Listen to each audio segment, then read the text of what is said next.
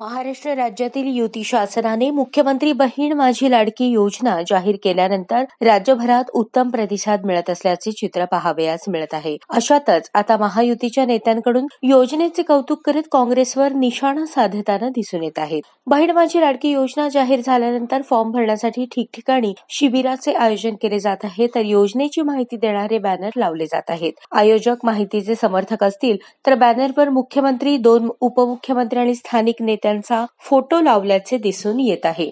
तर महाविकास आघाडीतील घटक पक्षाच्या नेत्यांकडून फक्त स्थानिक नेत्याचा फोटो लावून जाहिरात करताना दिसून येत आहेत. महाविकास आघाडीच्या या नेत्याकडून होणाऱ्या बॅनरबाजीवर भाजपच्या नेत्यांकडून नाराजी व्यक्त केली जात आहे. महायुतीच्या सरकारने सर्वसमावेशक आणि लाभदायी इतकेच काय तर सत्यात उतरणारी योजना असल्याचे काँग्रेस पक्षाला देखील पटले आहे. बहीण माझी लाडकी योजनेमुळे सर्वसामान्यांच्या मनात महायुतीच्या सरकारविषयी सहानुभूती निर्माण होईल, म्हणून महायुतीच्या नेत्यांच्या बॅनरवर महायुतीच्या नेत्यांचे फोटो लावले जात नसल्याची खंत भाजपाचे युवा नेते राजकुमार पाटील यांनी व्यक्त केली. लाडकी बहीण योजनेच्या एक चांगली कल्पना आणि चांगली योजना या महाराष्ट्र राज्याचे मुख्यमंत्री आदरणीय एकनाथजी शिंदे साहेब, उपमुख्यमंत्री आदरणीय देवेंद्रजी फडणवीस साहेब, उपमुख्यमंत्री आदरणीय अजितदादा पवार या महायुती सरकारने एक चांगलं योजना या ठिकाणी सगळ्या लाडक्या बहिणींसाठी आणल्या असताना सर्व जाती धर्माच्या लोकांच्या एक उपयुक्तता असलेली ही योजना आज सोलापूर शहरामध्ये उत्स्फूर्त प्रतिसाद या ठिकाणी दिसत असताना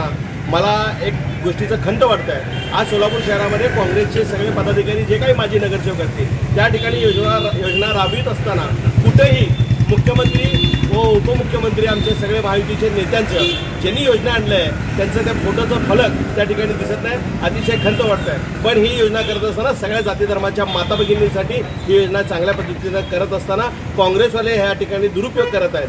ज्यांनी काम करत आहे त्यांना त्यांचं श्रेय मिळालं पाहिजे असं या माध्यमातून सांगू असं वाटतं.